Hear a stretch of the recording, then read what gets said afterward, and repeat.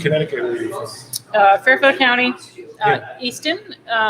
So Bridgeport, Fairfield are the closest big. Is Danbury in Fairfield or that's north? No, so Danbury is kind of on the other side. So where I grew up, Easton was like along the Merritt Parkway. Oh, okay. Right, and then Danbury's along 84. So it's. Yeah, I went to high school. Many a night trying to navigate both when I should not have been. Yeah, like 684 over there. Yeah, so. My high school was in Reading, Redving. Yep. And Danbury was on the other side of Reading. So, Karen's father lived in Wilton for a while. Yeah. Yep, that's in the same Easton, Weston, Wilton, like all in that same. Lots of tunnels. Areas. Yeah. Yes, lots of woods, not a lot of traffic lights. We are live. Oh, excellent. On Porchcast Pottstown. Great. I can see people tuning in. Excellent. We're live at Pub. And we have like a little studio audience going on over here. We do. I will ask the members of the studio audience, though, to log in on their phone. Just make sure that you turn your sound down on your phone. Deb usually puts her... we can use all the watchers that we get. And even if you're logged in and not watching us, it still counts. Facebook can't tell that you're not watching. Maybe you're being watched by the watcher. Oh, there's a lot of watching going on. All right, so I see you've got the setup. So now, like, we can see the comments along the side. That's correct. Interesting. This is new format. This is a new format. This is new broadcasting software. Mm-hmm. So people, as they tune in, and thanks for tuning in to Porchcast Pottstown live at Pottstown United Brewing Company. People, as they tune in, will notice a little bit of different format. We're now streaming directly from Restream. Okay. I ditched OBS altogether. That's it. It's out of here. OBS had a lot of things that I liked about it, but it had a lot of things that I didn't like about it. I also didn't understand OBS. Right. It was very complicated. Right. And it started causing too many problems. So far, Restream seems to be a much easier platform to deal with. There are some function tools. To Facebook and also to YouTube. Correct. So you can find us similarly on YouTube. And I'm going to put up the welcome to subscribe at YouTube thing. I can have some banners now that come up. Cool. We will be able to get back to logos. I just have to figure that out because there's some new tools in this software that I have not had the time to figure out. Because you're still doing that real estate thing. I still do that real estate. Oh, we forgot to introduce ourselves. We did. And we're also introducing our guests. Yeah. So, hi, welcome to Porchcast Pottstown, live from Pottstown United Brewing on High Street, 200 block. Yes. Yes. I think the address here is 243. Sure. Okay. I am Amy Wolf. This is Matt Green. And this is our special guest, Evan Brandt. Hello. Maybe there's people that don't know you, have never seen you. They've only seen your name. Well, my picture does appear at the bottom of every article. So. Right. They have to actually subscribe to the paper. Although, yeah, and that's a pretty old picture. Or subscribe to the online. Yes. Right? Only $10 a month. So only $10 a month to subscribe online. I don't see as much. Well, so anyway, Evan is the reporter. And Bugs Bunny playing all the bases at the Pottstown Mercury. The Pottstown Mercury is Pottstown's daily newspaper. I don't think that people understand how really incredible it is that Pottstown has a daily newspaper. And according to my dad, it is a good little newspaper. He's a big fan of the Mercury.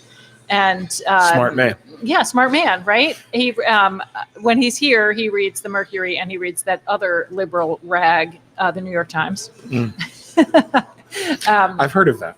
You might have heard of it. You might have actually even been on the cover of it once. That was a long time ago. Right? Well, it wasn't that long ago. Year and a half. Couple of years? Year and a half. Yeah. So Evan's going to talk to us about the importance of local news and the plight of local news, right? I am. Yeah. So I would like to first start out, if this is okay with you and Matt, to just talk about what your background is and how you ended up in Pottstown. We were just before we got on air, we were talking about where we're from. Evan is from just north of New York City in Westchester County. I'm from Connecticut, just outside of New York City. So we kind of grew up in a similar area. And Evan told us that he went to SUNY Binghamton. That's correct. Yep. And majored in. Well, SUNY Binghamton did not have a journalism program. Okay. I started at Syracuse, which did have a journalism program, Right. which sounded spiffy. I was going to But, leave that part out. But yeah. They those colleges cost a lot of money. So, Yes. so my I had to major.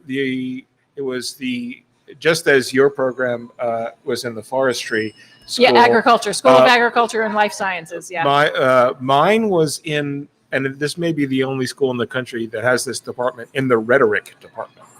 Oh. So technically, my does that bachelor's degree what is does- in literature and rhetoric. What does that even mean? I was a little puzzled by it myself, but the rhetoric classes that I took, I actually enjoyed. So we analyzed, for example, Ronald Reagan's "City on a Hill" speech, Okay. and how that imagery worked within the context of the politics at the time, and why that helped him win. And so it was a much That more, sounds really and we read interesting, some actually. Plato and that sort of stuff. Yeah. So it's Is that where you nurtured your love of puns and dad jokes? no, that's genetic. That's genetic. Yeah, Yeah. I'm Well, afraid I so. see your dad on Facebook, so yeah, I see Yeah, that you that come by it comes honestly. from the same unfortunate gene. Right.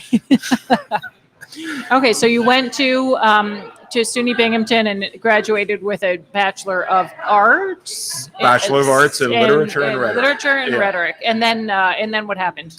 Then I worked at a moving company for a while because I didn't want to wear a tie. Not a big tie guy. Got it. And then I think career decisions have been made for lesser reasons. yeah, So I'm okay with that. So I was rooming with my best friend. He got me a job there. We spent 2 years. I was in the best shape of my life. Sure. And moving. then I tried to lift a computer I should not have lifted, and that was the end of a moving career. So I decided. Well, that it because was, back then computers were a lot bigger than they are now, right? Well, this was one of those big IBM cabinets that weighs about 500 pounds. Right. It was So on wheels, kids so- watching at home, computers weren't always this big. This is correct. Yeah, they used to be as big as your house. Right. Punch cards. and all about that. as heavy. Yeah. So then I got a job at a weekly newspaper in northern Westchester County called The Patent Trader. So was that always your goal, was to go into journalism? I was really lucky. I had decided pretty early that that's what I wanted to do. Mhm. When I was in high school, we put out an underground newspaper called the Free Press because the school newspaper, this will date me, was on mimeograph sheets. Yeah. Any of Like you guys this? remember Yes. that? The purple, right? The purple ink. Yeah. And it came out once a year, usually in the spring, and would have such pertinent information as the football scores. Yeah. from the So second week I of school. wouldn't So- necessarily call that a newspaper. No, it was on paper. That part was true. Right. Right. And I had a very enterprising friend who was a very unconventional thinker. And he said, let's put out our own newspaper. And I said, yeah, right. But he did all the hard parts. He went out and sold ads. Okay. Yeah. He did layout. I mean, so this was on newsprint. We had it printed. He knew someone who worked at a printing press up in Maine that did newspapers, and there were off times for the press, and they were always looking for side jobs. And so, we printed up 500 issues of the Free Press. And the first issue we all used, there were no bylines. And the school administration was pretty worked up about that. And we got tricked by our teachers who all said how impressed they were with this publication. And it was too bad that the people who had run it didn't use bylines, because then we'd all know how smart they were. So we fell for that one, ego-driven teenage decision. And then what happened? You put your name on it and you got in trouble? We put our name on it, and I spent some time in the principal's office. Because I had my friend Frank Fuchs called me and said, we have a problem. We have to go to press tomorrow, and there are 13 column inches on the front page that are empty, and I don't know what to put there. We don't have anything left. He said, you have to write something. Right. So this was your first introduction This to, was deadline we have rush. nothing to put on the front page. Right. You need to fill it. So I wrote a column I love it. which talked about among other things, that there was technically no rule against having torrid sex on the front steps of the high school, and that perhaps we should test some of those boundaries. Did you put a byline on that story? I did. Yeah. How'd that work out? Well, the principal and I had a conversation. Nice. I would have made up like fake answers to a chemistry test. Next week's answers for Wednesday's chemistry test. A, But B, the C. fake news gene just doesn't work for me in any way. So What's that? I could- Fake The news? fake Yeah, news. I Yeah. could never You have could done that. have invented fake news. This that is was true. your. That was Yes, you That could would have have. been a big money thing. You could have been ahead of it. Maybe Mr. Trump would have paid me for that. And Yeah, so that was your. I'm really impressed by that you were so enterprising. I just wrote. Frank did the hard stuff. I mean, Right. he went out to local businesses like on High Street and got them to take out ads. And I've never asked people for money. I'm terrible with that. Yeah. But right. my stepmother. Hang on a second. Sure. Studio audience, you need to turn your sound down. Thank you. Sorry.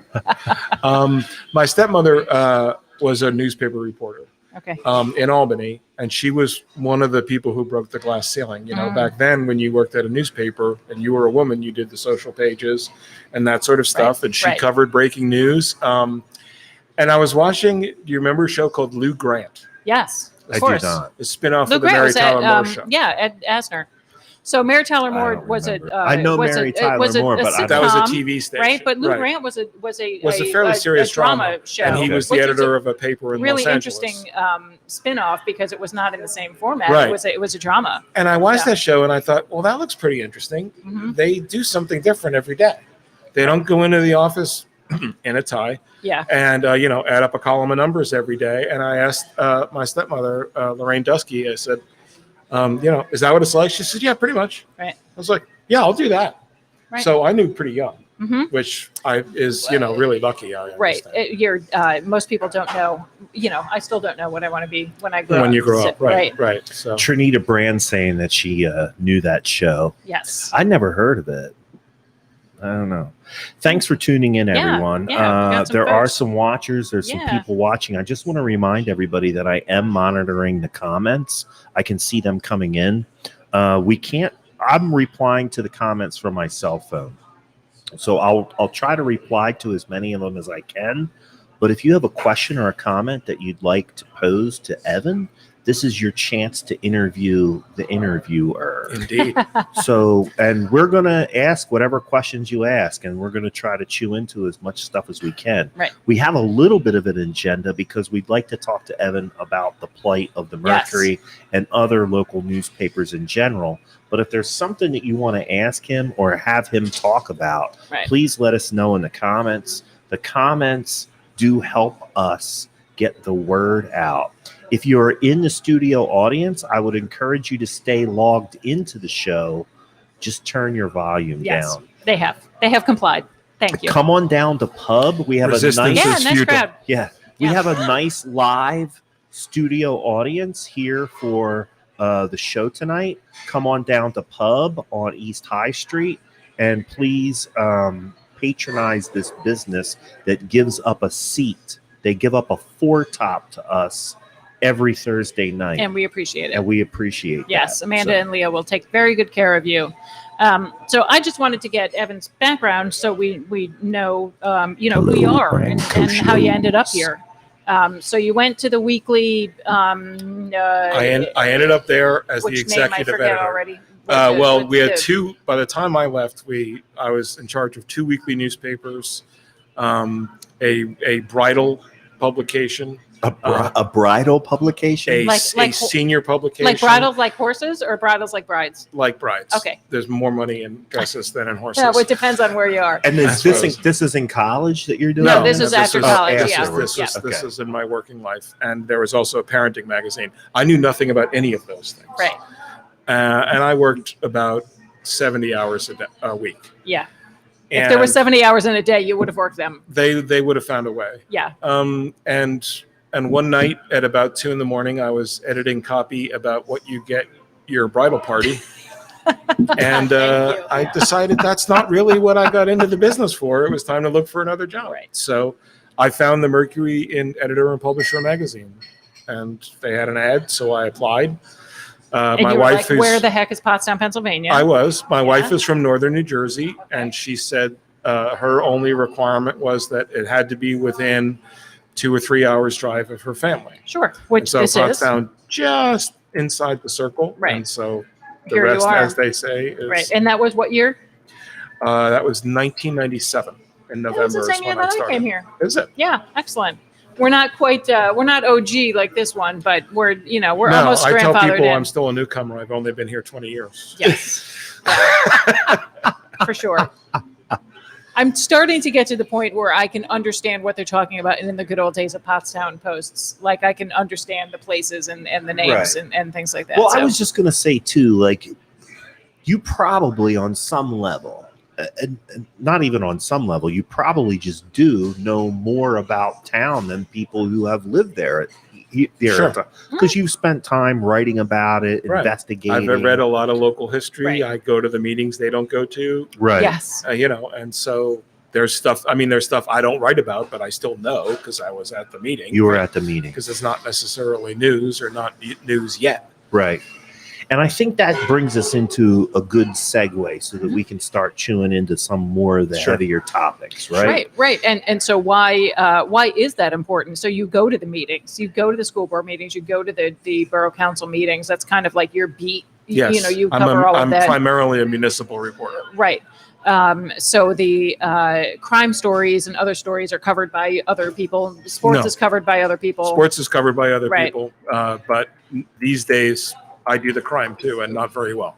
Right. And we talked about that. Carl's not around anymore. Carl is the court reporter, so Oh, he works courtroom. in the courthouse Got it. down in Norristown, Right. and he writes for all the other Montgomery newspapers as well as us. Okay. So we pay his salary, but the other papers benefit from his work. And I'm talking to folks that don't know Carl Hessler. Carl Yeah. Hessler, yes, Yep. perhaps with the exception of Jeff Stover, a longtime sports writer. Carl's the only person who's been at the Mercury longer than me. Okay. I'm number 3 on the on the old guy seniority totem chart, pole, on the yeah. depth chart. Right. That's right. Right. Are you counting? Are always you counting Nancy appreciated- in that? Well, list, Nancy or- doesn't work technically for the Mercury. She retired as the Mercury Right. editor, and yes, she would have been longer Right. than all of us. But she came back, and now she works as the editor of the Reporter in Lansdale, which Alden Global Capital also owns. So Right. she's Right. part of the extended family. Yeah. I will say this, Carl Hessler, Hessler. I'm sorry. I always appreciated his reporting because he did cover crime, I guess, as it related to court cases. He covered where the crime ended up. Yeah. Correct. Right. And as a person who was covered by him Sure. because I was creating the cases that led to Right. court, Right. I always found his coverage of what was going on in the courtroom. As law enforcement, not as the criminal. Correct. Right. Well, Glad you clarified that. I don't care Just either for way anybody anymore new- what people anybody think. new that might be A tuning little in. controversy might even help the show. Yeah. Did you know they had a convict on Porchcast Pottstown? Did you know that they got a convict hosting it? Yeah, Yeah. but my point Uh-huh. is, I always found his reporting to be very, very accurate. You Yeah. know, sometimes, and a lot of crime and courtroom reporters get dug on, especially from law enforcement, that they're not accurate and they have a slant.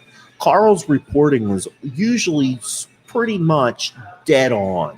It still is. He's He's a real pro. he's He has a real pro. very, very. I think what helps that is he has a very deep knowledge of procedure. Hmm. So Sure. and one of the primary jobs of a reporter is to translate professional jargon right into everyday layman's language. Into terms. something that So everybody can he has understand. described various hearings in so many ways, so many times that it's second nature to him. So it's it clarifies. It gives you what you need to know without giving you too much information to have you fall asleep. And I will say this now that Important. I'm not on the job anymore and I can't be disciplined. There was at least one instance that I can remember that Carl was at a crime scene. Something happened in Pottstown and he just probably If he was was the in town, closest sure, guy. yeah. And I remember him coming to me and saying, do you want to say something? And I told him point blank, I said, normally I wouldn't say anything to anybody, but since it's you and I Right. know you're accurate, I you will feel make comfortable making a a comment because you knew he wasn't tell going him to. anything that jeopardized the case or course. gave anything away. But I did say But something. you knew he wasn't because going to twist he it wasn't or, gonna or twist it. take it out of No. context or No. anything like that. It was good. And then he didn't use what I told him anyway. He probably kept you from getting in trouble. Right. Well, that actually is a good lead into the question that you asked earlier about why it's important to have a local newspaper. Right. The studies that they've done and polls they've done most recently indicate that local press, which in most cases is a newspaper, but it can be a local radio station, that Americans trust their local press outlet much more than they do national outlets. Mm-hmm. And there's a lot of reasons for that. We just discussed one of them. Carl had a very deep knowledge of court procedure, so he was able to be accurate and fair in how he reported things. I know how a lot of things work at borough council or at the school board, so I know when a vote is meaningful or when it's just, someone making a show. And so because people who read or listen to their local media outlet then they have the lifetime experience of checking that fact reporting against their personal experience. Right. And so the more it turns out to be true, the more they recognize this person is not blowing smoke up my butt. They Right. know what they're talking about. So I'll trust them about other things as well. Right. And that, from a societal standpoint, that helps to knit a community together. Yeah. Everyone's working off the same set of facts. Everyone is having a shared common experience.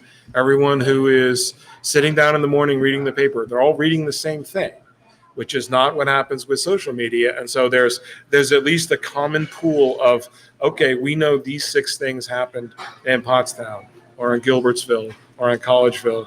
And, we can talk about that off that same foundation without coming at it from. That's a really good point. I hadn't thought about that. Is saw that on Twitter everyone's that, reading the same thing. that this guy did, like assigning motives to why things happen, Right. or just spreading rumors around. That happens all the time Sure. on social media. And I've found when I post a news story on some of the sites that discuss what's going on in town, that, a lot of people are happy to have it because now they have what they consider to be, I don't know if I want to say the definitive, but sort of the official version of, the shooting down the street. Right. Perfect example.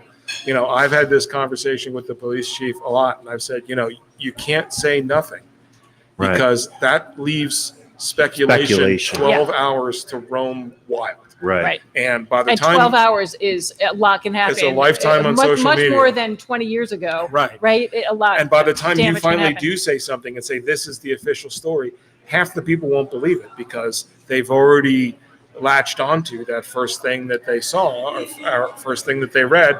And you have to, now you're in the job, instead of saying this what happened, you have to talk them out of it, which is a Right. much more harder difficult. thing to do. Super hard thing to So do. I will say that I will, when we were sitting here on Saturday night with friends of ours from out of town, and a police car went by, and they were like, "Oh, police car." Levi and I are like, "All right, whatever." Right. 2 more cars go by, and our friends are like, "Oh, there's 2 more cop cars." We're like, "Yeah, okay, whatever." You live in Pottstown. We're like, Right. no big deal. And we're a block and a half Right. from the police Yeah, station. right. So I'm like, And they back each okay, other like up. nothing is even making us blink our eyes. But then like 8 cars went by, and we Right. were like, Now you're like, huh. okay. So do you know what I did in the morning? I checked the Mercury's Facebook page. Like I went to the Right. Mercury. Like that's where I went first. And we didn't have anything. And you didn't have anything. So then I went to Ion Pottstown. Right. Which is where stuff like that was where going on. stuff like that happens. Although I will say, I'll give a shout out to Jay Morris, who runs the Ion Pottstown page. He and his moderators do a pretty good job of trying to I won't moderate, lie. but I don't have time to hang around the police station like when we used to have a police reporter. yeah. So I will look and see what they have on sites like that. And they had this one, they weren't too wrong. Right. I mean, they didn't have details, but they were like, there was a shooting, some guy got video footage, and there was an accident on Beach Street right after that. That was which probably related, And right. all those things turned All out those to be things true. were true. Yeah. So there's a couple of questions coming in, but in order to keep things kind of on topic to the conversation now and keep the conversation flowing, last night on the other podcast that I host, my co-host on that show, Jeff Frederick, who's now watching and tuned in specifically to hear about the plight of the local news, was saying, do you think that there's a way, and to a certain extent this is happening, but do you think there could be a concerted effort put together where news outlets like yours could team with some of, like, maybe your local podcast or your local Eye on the Village website to create a more robust news reporting outlet? Sure. Do you it's see happening that all as over a the solution? country. Yeah. Right. So speak on that a little bit. Okay. So there's two parts to this. Doing that with the Mercury would be difficult because the New York hedge fund that owns the Mercury is not interested in the Mercury's success. Correct. Right? It does not care if it's a sustainable business or not. It does not care what its content is. What it cares about is extracting money from the business until you can't do it anymore. Sucking as much out and until so it leaves the shelf. I'm sure they would be happy to say, oh yeah, we'd be happy to team up with you and you give us all your stuff for free and we'll sell ads against it and we'll keep the money. Correct. Right. And so that's not really a fair arrangement. The good news is, in all the places where they've closed newspapers down, and I'm actually working on a book about this, is all of these organic things like you're talking about are springing up, and they're springing up in all kinds of different forms. Interesting. There is no one answer. Correct. And a lot of it, which is something I'm really like, is nonprofit. So when you consider that, we're certainly not nonprofit.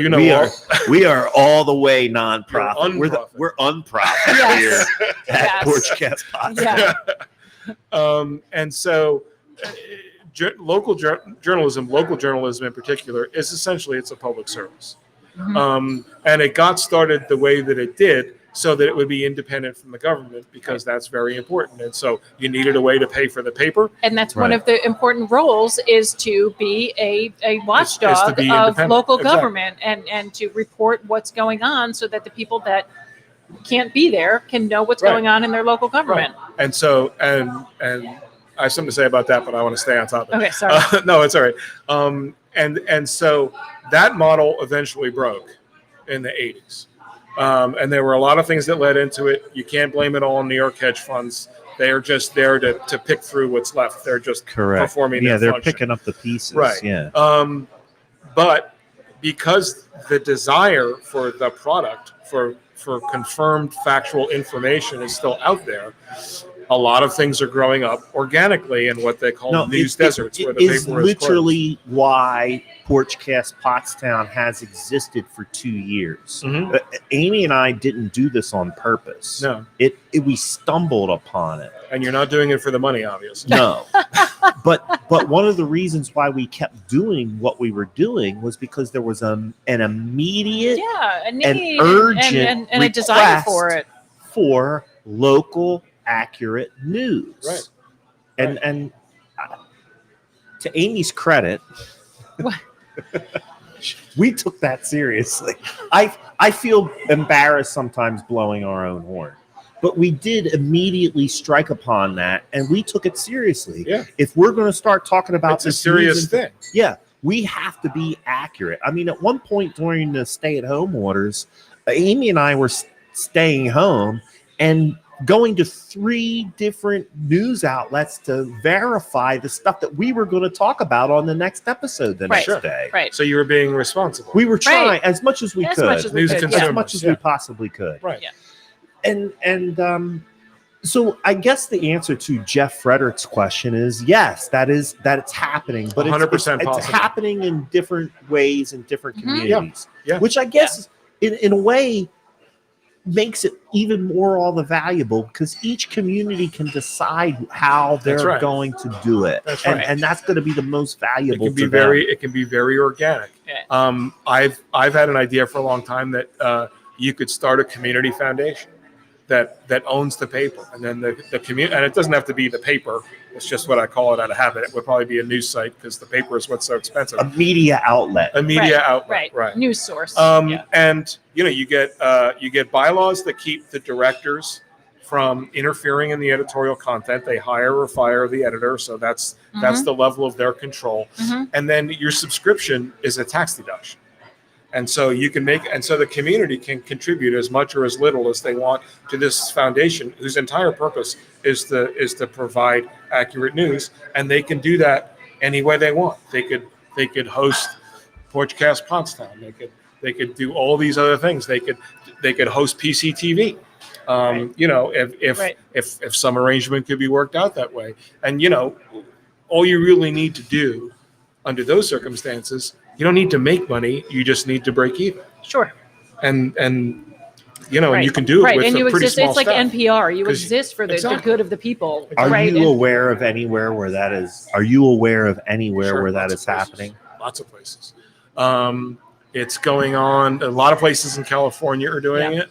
A lot of places in the Midwest, because the upper Midwest is where a lot of, because of their economy was already in trouble to begin with from the, the Rust Belt. And, you can sort of look at local newspapers as an offshoot of an old industry that's sort of run its course. And so that's where a lot of the news deserts were located, in a lot of really small towns. And oftentimes the reporters and the editors who lose their job when that paper closes, they don't always move away. A lot of times they'll stay and say, well, how can we do this a different way? Right. And I'm discovering in doing research for this book that there are dozens of different models out there, and it's all what works best. And, and you can also specialize.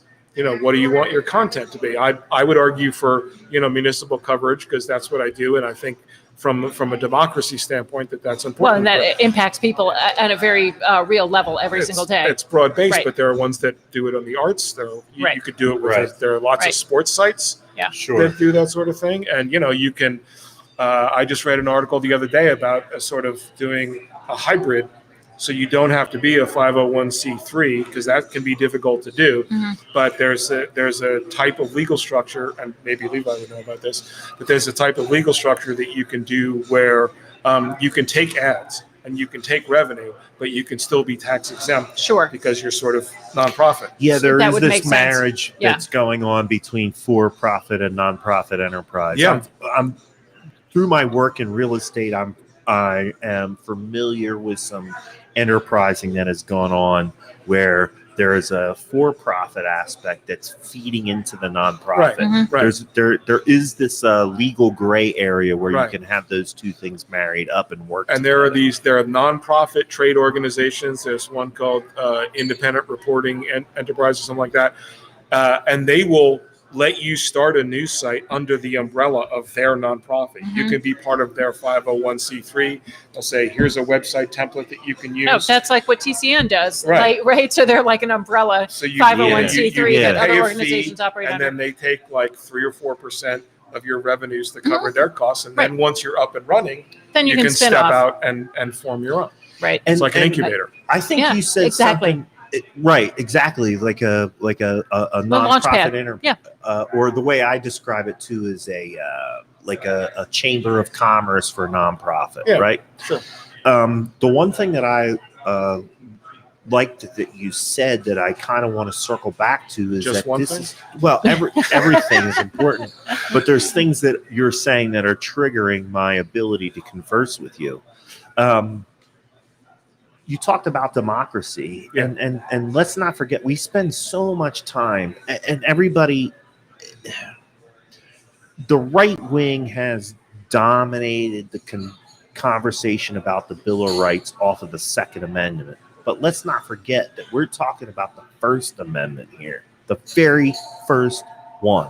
And it's a big one. There's a lot of stuff wrapped up in there. It's a huge one. Yeah. There would be no Second Amendment without the First Amendment, because the First Amendment allows you to write the laws that become the Second Amendment, people. So I think that's important, right?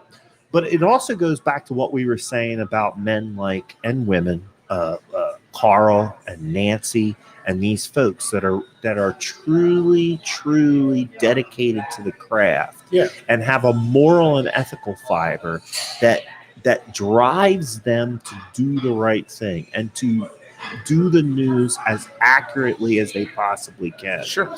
If you've built up a reputation like that, I would say this. If I read an article written by Carl Hessler tomorrow, even if it had an opinion in it about that what very unusual, it would. Right. But let's just surmise for a second that he had watched some trial and he observed what he believed to be a procedural error that affected the trial. I would believe his writing because I know that he's accurate. Right. And I know that he has that moral and ethical fiber that drives him to give accurate news. Sure. That's what's important about, in my opinion, that's what's important about local news because I know Carl. Right. I've seen Carl on the street in my town. Right. I've interacted with him. And there's that piece of it too, is that, you live in our community and have a vested interest in our community. And I'm not making it, I'm just using that as an example. Same thing with Evan. I know Evan, right? I know who he is. I know where he lives. Right.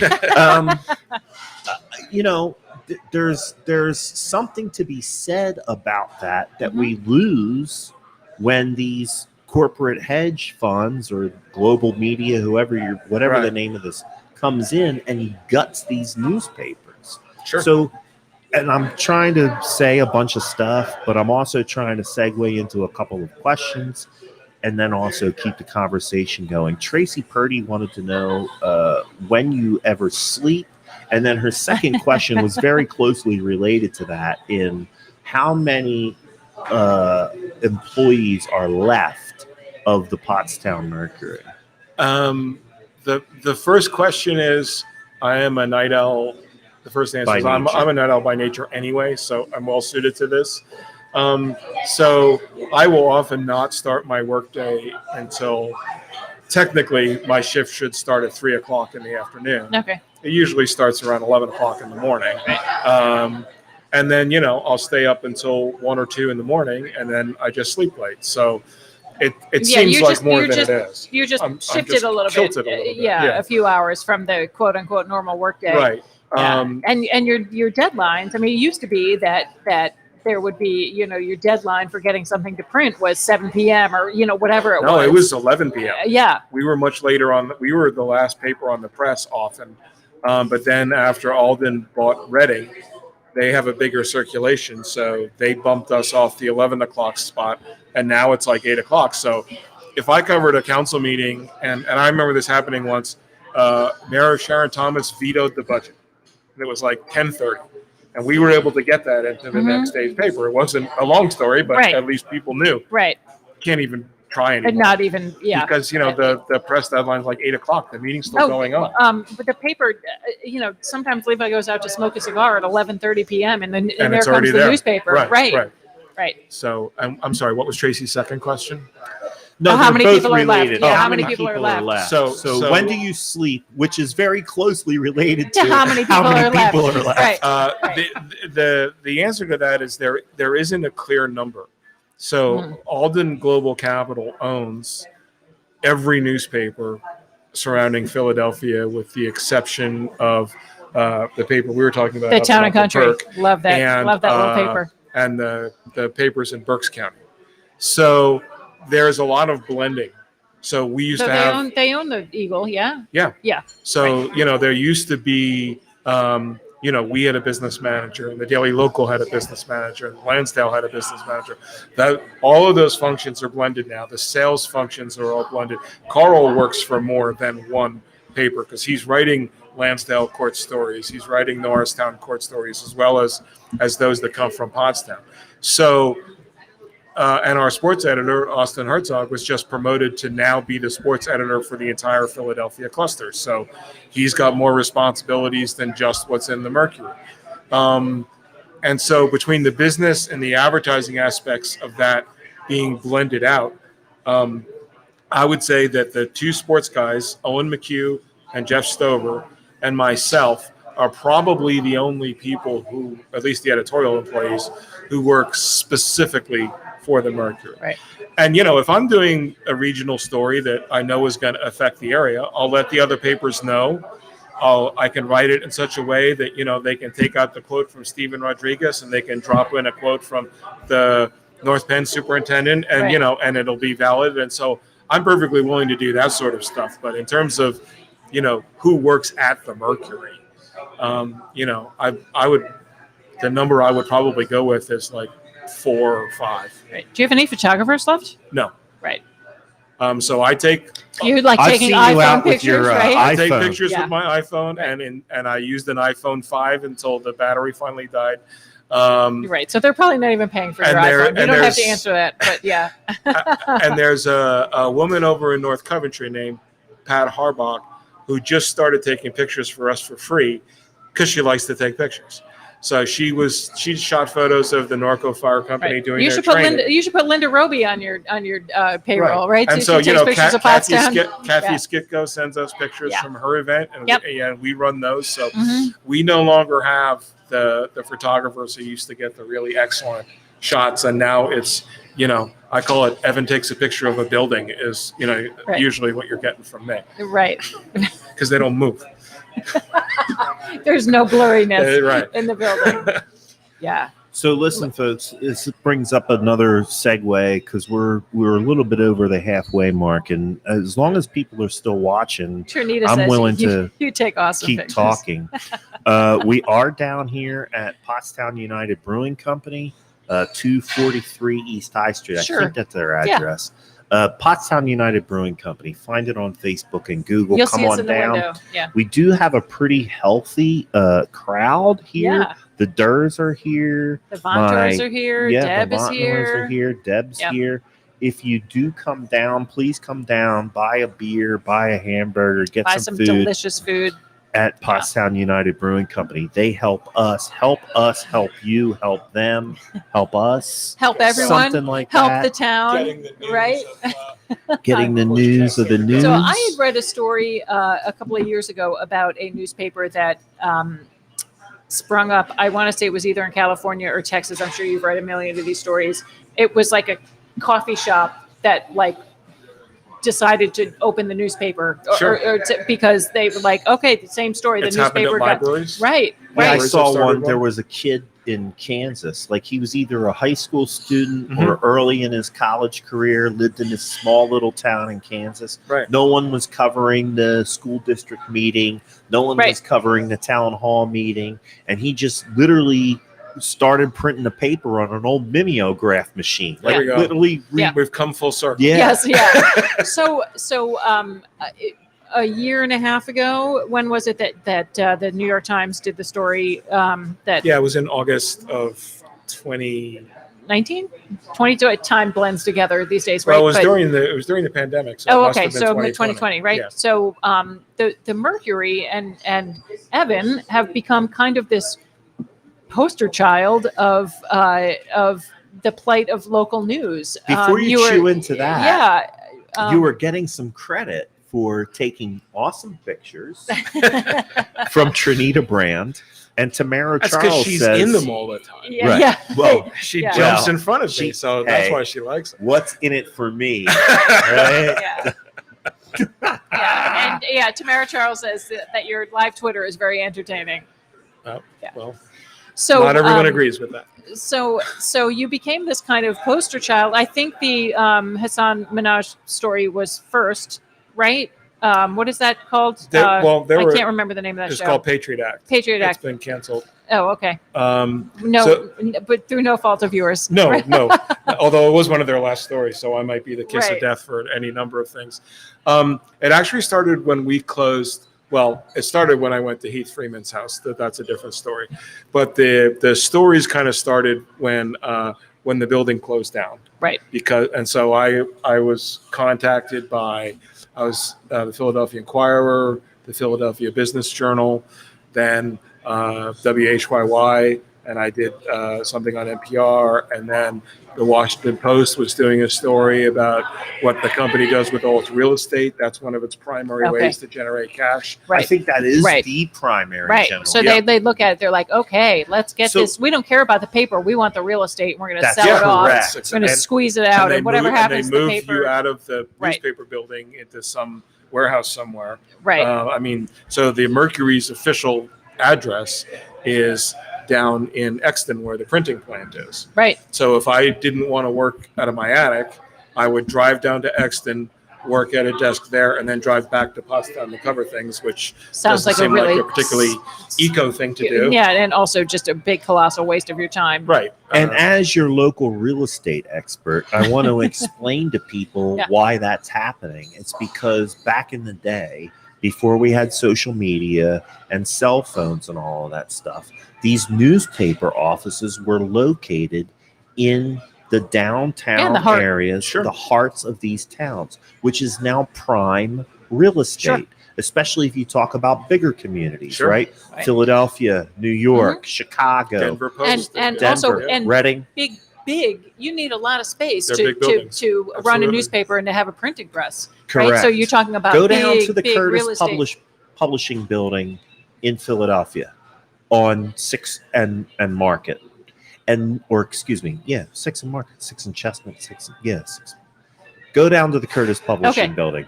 Look how big that building is. It takes up almost an entire city block. Right.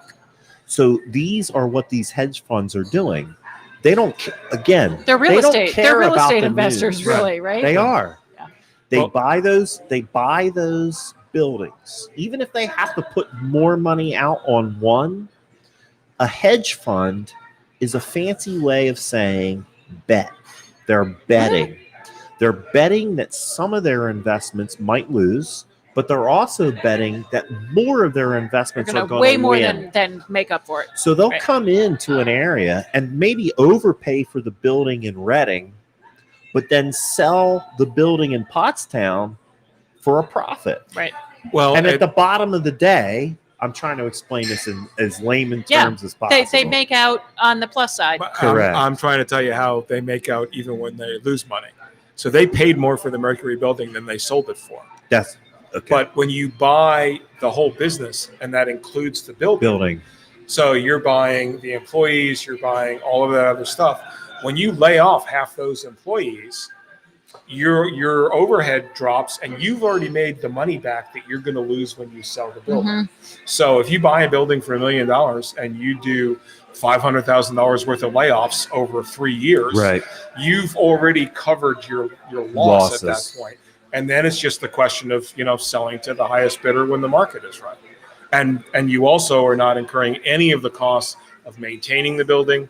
The Mercury got famous for having a mold problem because the roof leaked, because they didn't want to pay to fix the roof. And so there was just water all over the place. And to my point, your point is perfect. You're digging deeper into it because you're the investigative reporter. Just because I've lived it. But to my point too, the Mercury is in prime real estate. Absolutely. It's right.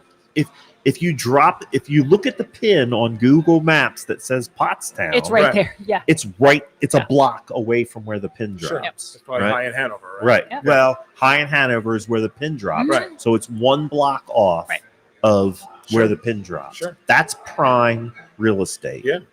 And it's unfortunate that we're losing this local access. That's right. This local news, so that basically investors can say, oh, well, my 401k is great this year. Well, and your point about hedge funds is also important, because the one that owns the Mercury has lost money all over the place. Okay. So interesting. So Ken Doctor, who is a media analyst, who is now another one of these people who started his own news site out in California, he got his hands on some, and because they're hedge funds, because they're not public companies, it's much harder to get your hands on their books.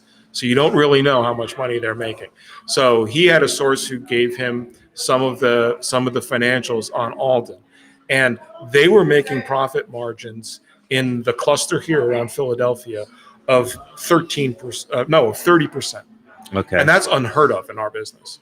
If you're making profits in the area of 5 or 7%, you're doing pretty well. So they're making money hand over fist, and we weren't seeing any of that money. Right. They weren't doing it to buy reporters or to fix the building. They weren't spreading that around at all. They were investing in companies like Fred's Shoes or Fred's Pharmacy, which they ran into the ground inside of a year, and it went bankrupt. And they did the same thing. They just sold all the assets, and they just walked away. There are any number of companies that I laugh about it because they're considered this big high street giant, or not high street, Wall Street giant. Wall Street, high street, same difference. Yeah. But they're not very good at it. They buy companies and they just run them into the ground. I mean, it's one thing. We're a cash cow for them. They can siphon off cash because we keep generating cash. But these other companies, there's only really two possibilities. They did it on purpose, which is horrible, because all those people you had a going concern and you ran it into the ground just to take money, or you didn't, which means you're really bad at what you do, and you don't know how. So neither one of those is. So that's absolutely right about the hedging, and we were the ones who were covering all those bets because they were just sucking cash out of all these newspapers because they're distressed properties. Because they used to make a lot of money and they don't make as much money now. And some of them, are losing money. But, when they bought the Mercury, we were still making money. When was that they bought the Mercury? Well, that's kind of a business evolution thing. It would bore your listeners to hear about that. Ish. What year-ish? It was a company. That company went bankrupt. It became another company when it came out of bankruptcy. Okay. They bought the controlling interest in that. So, putting your finger on a calendar, you just throw a dart because it was a slow process that happened over about 3 or 4 years. Got it. Vulture Fund. Yeah, Vulture. Venture capitalists, also known as vulture capitalists. Yes. So speaking of vultures, you waged, as Alan McBain said, a congenial assault. I love that phrase. Congenial assault. I love it. Although assault, I want to stay away from that because that might be dangerous. Right. I like assaults. Yeah. I personally, I'm not opposed Jim. to assaults. So they're necessary from time to time. I am not a pacifist. Right. Well, I paid a visit. So you paid a visit. So for those people that might not be familiar with this, I like assault. Let's get back to assault. It's congenial assault. It's that's a good one. Well, that's what Alan. Congenial assault. So that's what Alan McBain called this particular. So tell us how this came about. So you're out on Long Island, which is where your family lives. Right. Right, and you're out near the Hamptons. Yeah. And you figure, hey. This seems like a great idea. What could go wrong? I blame a reporter named Julie Reynolds. All right. She used to work for a paper out in California that Alden owns. She got downsized. So she got hired by the Newspaper Guild, which is the union that I'm in, as an investigative reporter to just investigate Alden. And half the things the country knows, more than half the things the country knows are because of her. She's an unbelievably good reporter. And so she had just done a piece which ran in The Nation about Heath Freeman's new Montauk house. Mm-hmm. She used public documents. And Heath Freeman is the president of Alden Global Capital. Got it. He's the head vulture. You're not getting a new roof at the Mercury so that he can get a new roof in Montauk. Yeah. And so she used satellite. She used, the Google Earth to get a picture of the house, and she ran it. She used public documents to say this is how much she bought it for. And being familiar with the area out there, the phrase that I told Dan Barry from the New York Times said it really grilled my onions. I'm sitting in traffic on the LIE and I'm just like grinding my teeth thinking about this, and it's really pissing me off. Right, especially because that guy probably took his helicopter out there for the weekend, right? Right. Yeah. So we get out to my dad's house, and I'm telling this to my dad and my stepmother, and I said, why don't I know the address? Let's just go there, and I'll stand in the driveway. We'll take a picture. And we'll put it on social media. Mm-hmm. That's the whole plan. Right. And so my wife, who writes legibly, Karen put a sign that said, and this was the union motto at the time: invest in us or sell us. We're making money. Either put that money back into the business and make it sustainable, or get the hell out. Or sell us and let us do our own thing. And sell us to someone who wants to do that. So it evolved. My stepmother, by the way, who loves good trouble, as any newspaper person, that's just like, that's a great idea. Right. And my dad, who is a historian and an author, says that's a terrible idea. Yeah. So we went with Lorraine on that one. So we went out, and I'm just standing there. They're taking pictures, and the car pulls out on the driveway. And it's a woman who reporters shouldn't do this, but I'm assuming it's Mr. Freeman's wife. And she says, "Can I help you with something?" And so then she sees my sign, and I'm wearing a T-shirt that says "News Matters." And I said, "Sure, is Mr. Freeman home?" And she's like, "No." Okay. She drives off, but I hear music. coming from the back deck. You're like, well, somebody's home. Dave Matthews, by the way. Right. And so was playing live. Dave there? Matthews was not there. No, someone was that playing. Wouldn't have been Dave such That a would stretch. have even been better. Like, it almost would have. this MF. Well, it was ironic because the song that was playing was Ants Marching. So I thought someone's home. Right. So I'm like, was probably his I've- kid taking some bong hits. who knows? But I'm like, I knock on people's doors cold all the time. That's my job. And I had a notebook with me. I don't know why. I'm already right. here. So I just walked up and knocked on the door, and the housekeeper opened it up. I asked if he was home. He was at the top of the stairs with his kid. They'd obviously just been swimming. It's not, unfortunately, it's not the cinematic confrontation that we'd all wish it was. He just shook his head, and she was like, "Get the hell out." So like that's the whole thing. You got thrown out by the housekeeper. Pretty much. Got it. She said, "You'll have to call." I said, "Okay, what's the number here?" And she said, "I don't know." And I said, "That seems very unlikely."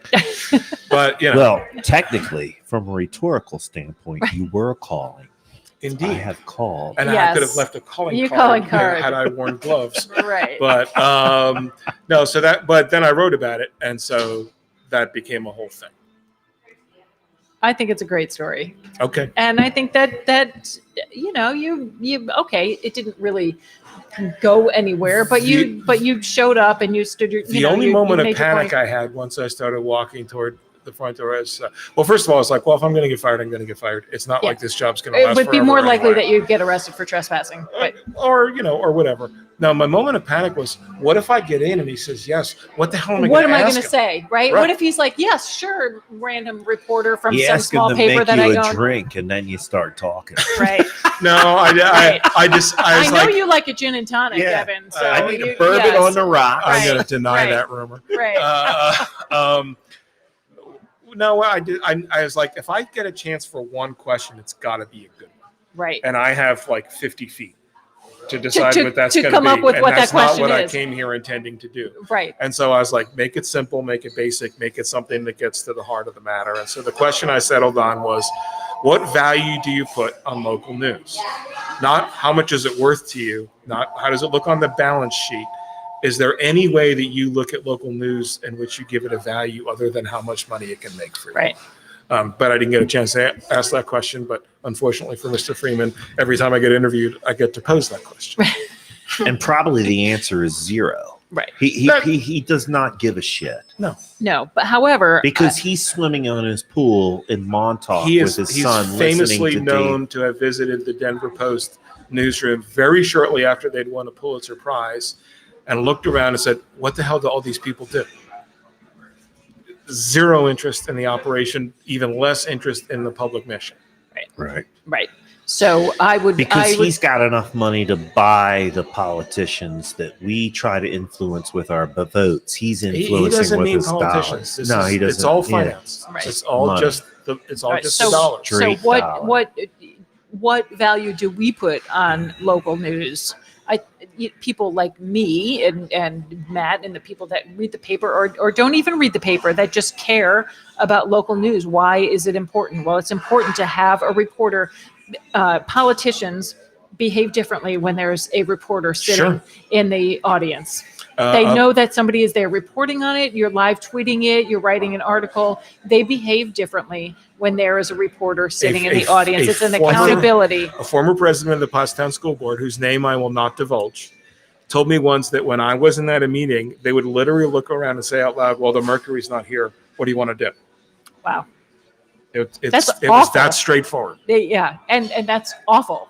Well, I mean, not that they necessarily would want to do anything bad or illegal, but there might be something controversial. There might be something that, might cause them to lose an election that, that still has to be done. Right. And you could do it without any sort of scrutiny. Right. It's So kinda that right there scary makes to the me point that- of how important it is. It's kind of scary to me, though, that politicians who draw no salary are worried about a reelection.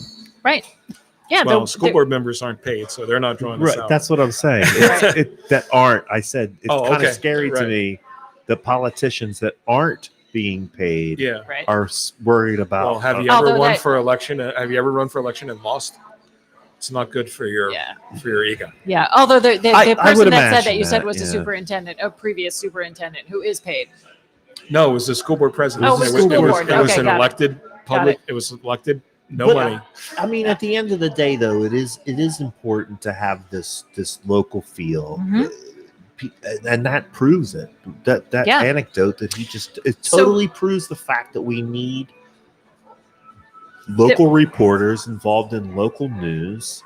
I have been saying for a long time that the death of local news is the death of democracy. Well, and I know it's a pretty dramatic statement, but it is that the death of local news and the death of reporting and accountability is what you see in these countries where they don't have any sort of accountability. Authoritarian. Well, and there's two aspects of that are important. One is it goes back to what I said about the poll that people trust local news more, and so when all you have left is the national media that'll parachute into a town, where there was a shooting or something, and Ferguson, Missouri, whip everyone into a frenzy and then leave, right? And then everyone else still has to live there and try and figure it out, right? So that doesn't help it, but and that's one aspect of it.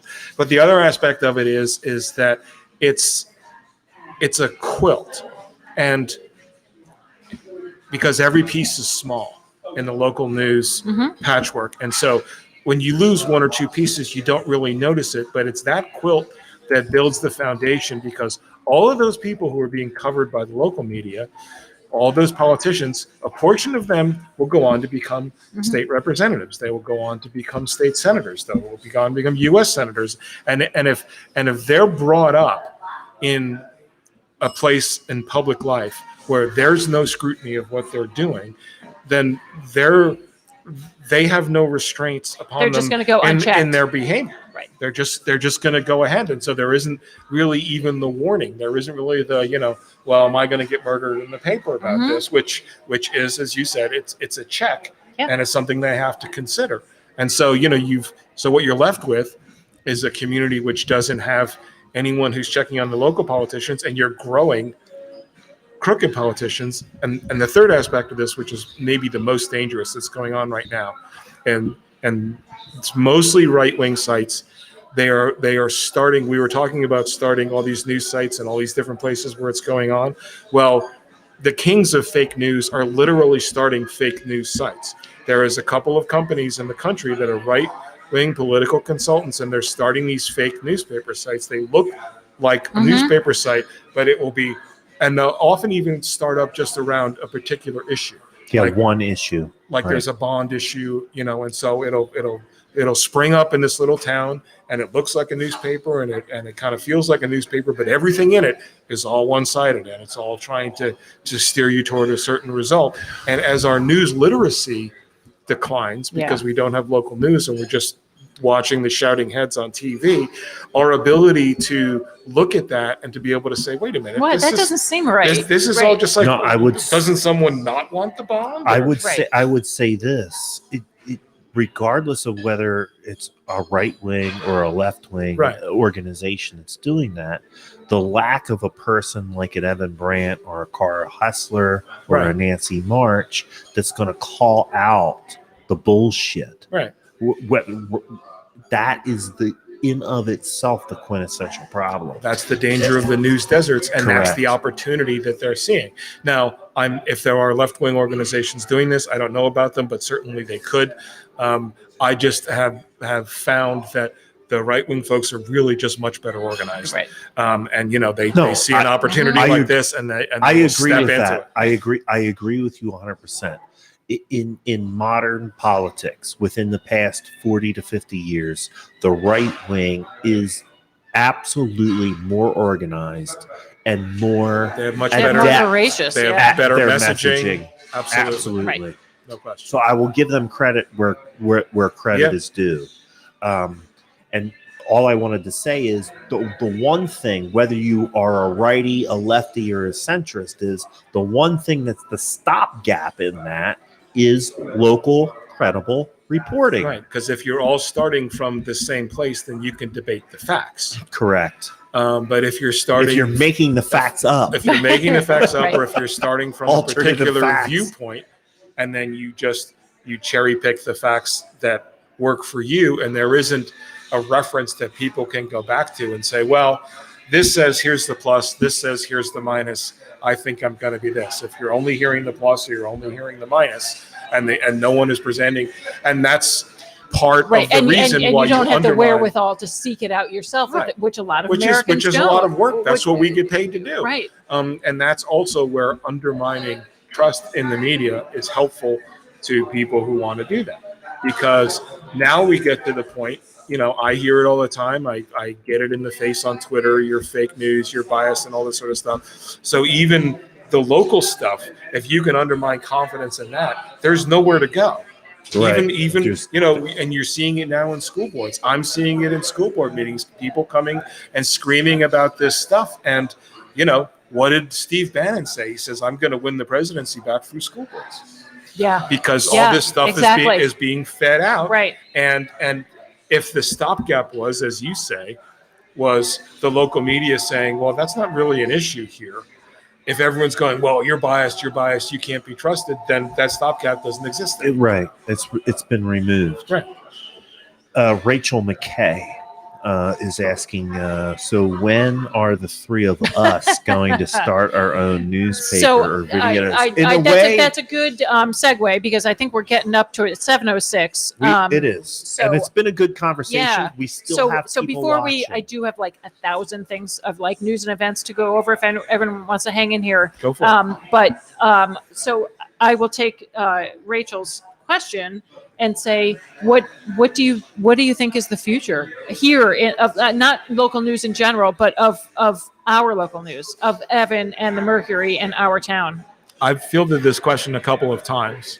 My first answer is, I'm going to work at the Mercury until there isn't a Mercury, because I have a mortgage. Right. And I need health benefits. Yeah. But when that comes, and it's not an if, but a when, I have already begun talking to people about what's next. Mm-hmm. What do you do? And so it's more of a timing question.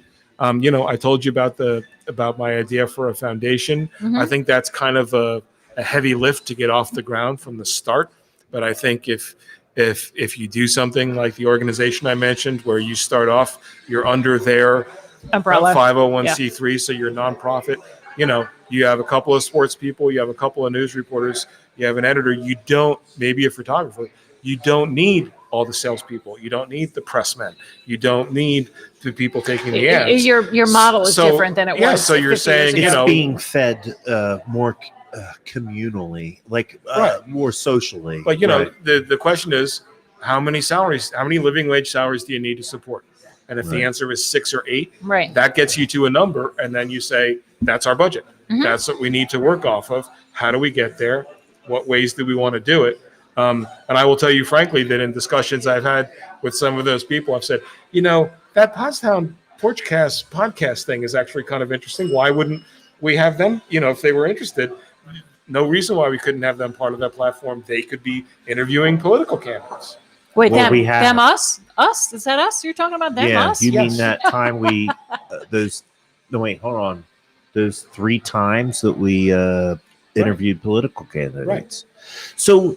So that brings me to a good, that conversation was before you did that. Yeah.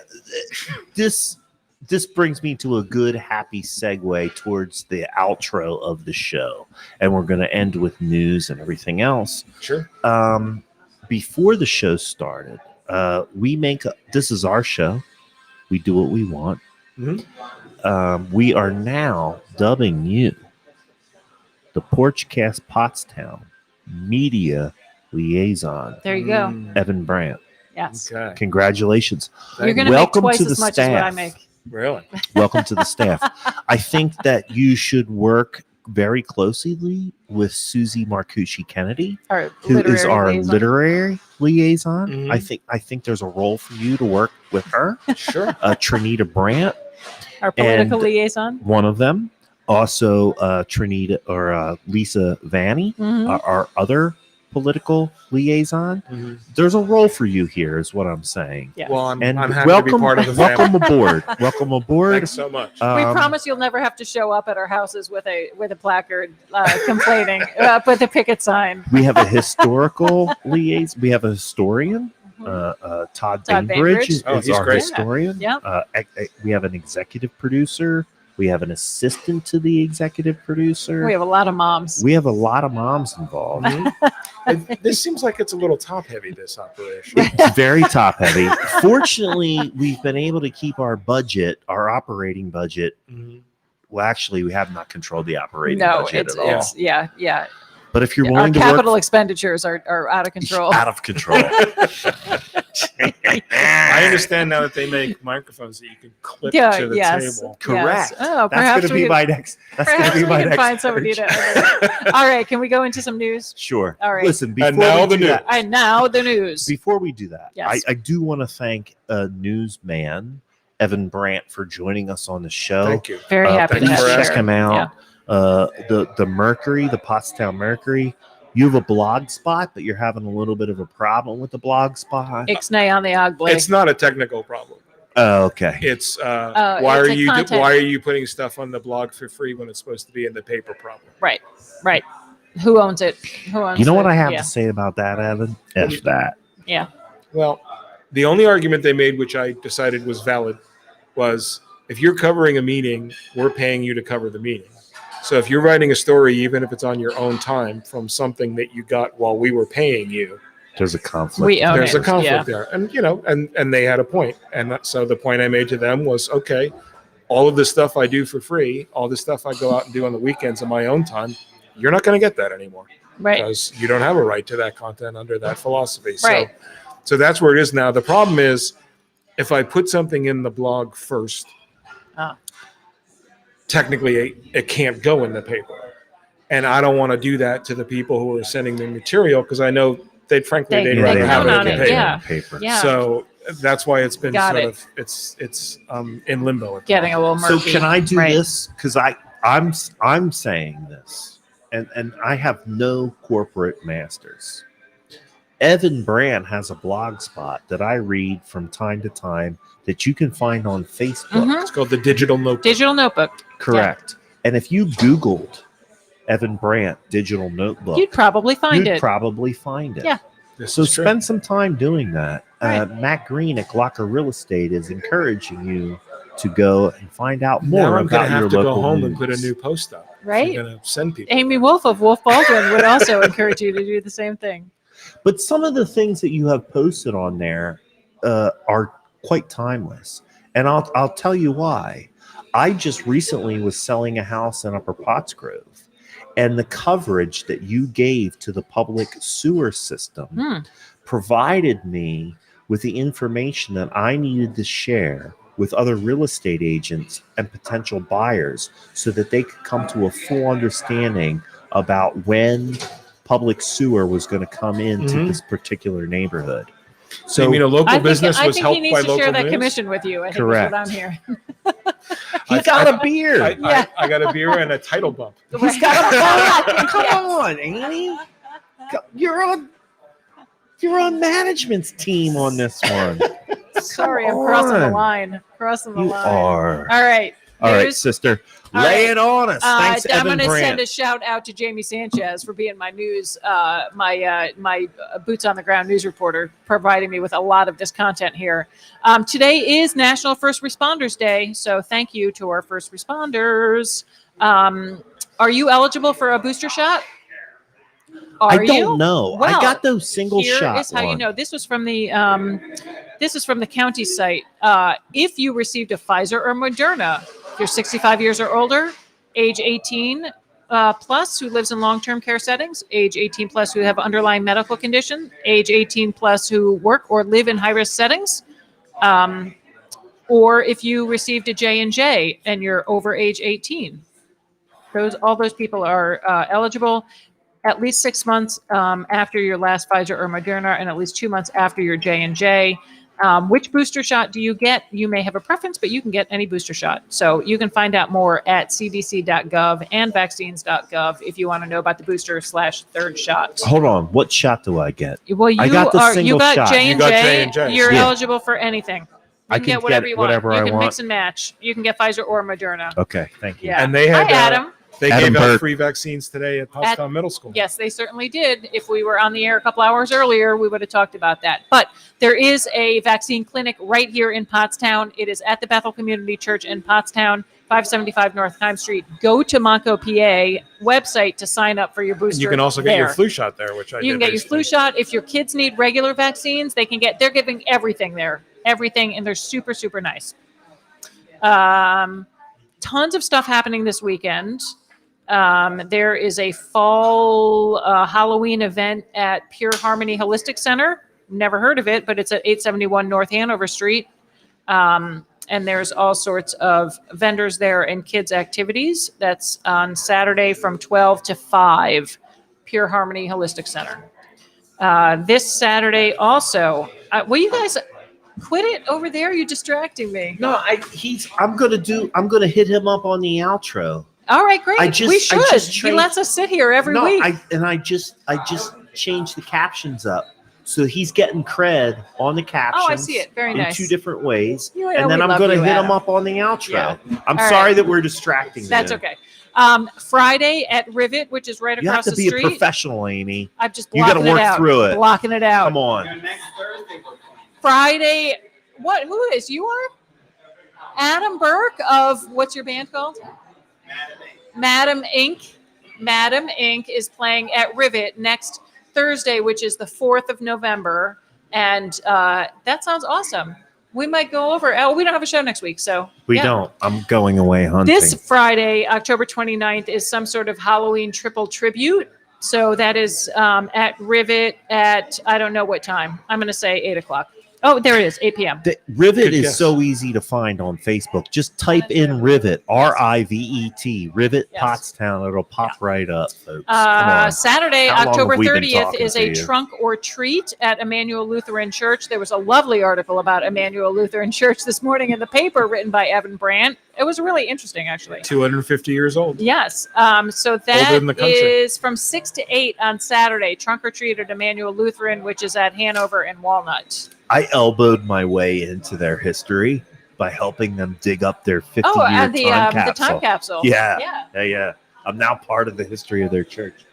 We've got some police. I think Oh, I might have said proactivity. something. Alden News Group has sent down They're coming the in local here. constabulary. What's happening? We might be under arrest. Okay. Oh my God! Controversy.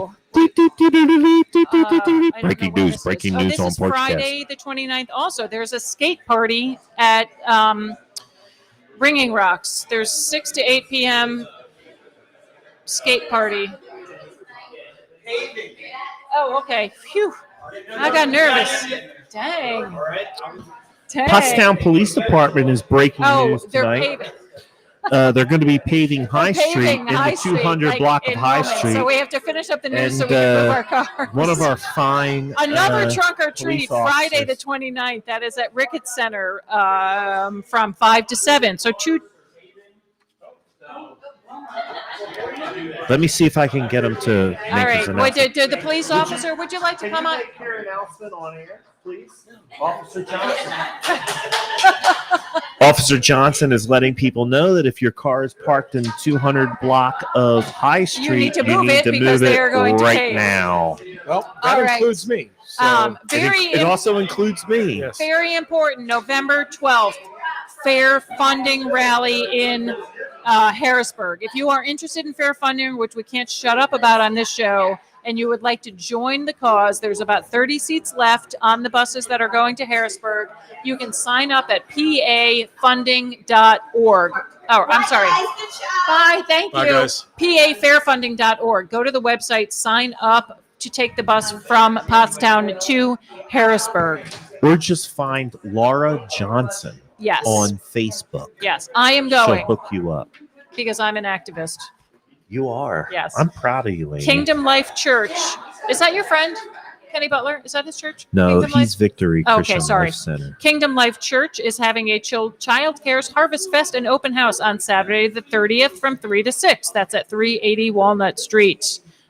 Food, candy, games, face painting, crafts, etc., etc. Kingdom Life Church. That's just in Valentine's Church, right? Saturday, October Yes, it 30th is. at 380 Walnut Street. 3 I to 6. owe Justin a phone call. I'm sorry, brother. I've been super busy, and I know it's not an excuse because he needs some help. All right. Alt House Arboretum is having their Haunted Woods on Friday and Saturday. $8 a person. I'm assuming that are between 7 and 9. They always do nice events up there at Alt House Arboretum. That is in the Grove. It is. Upper It's in Upper Pottsgrove. It's Gilbertsville off Road. of Very, very nice. local beat reporter. Very nice He place. beat it. He beat me to it. So check I see what that you did out.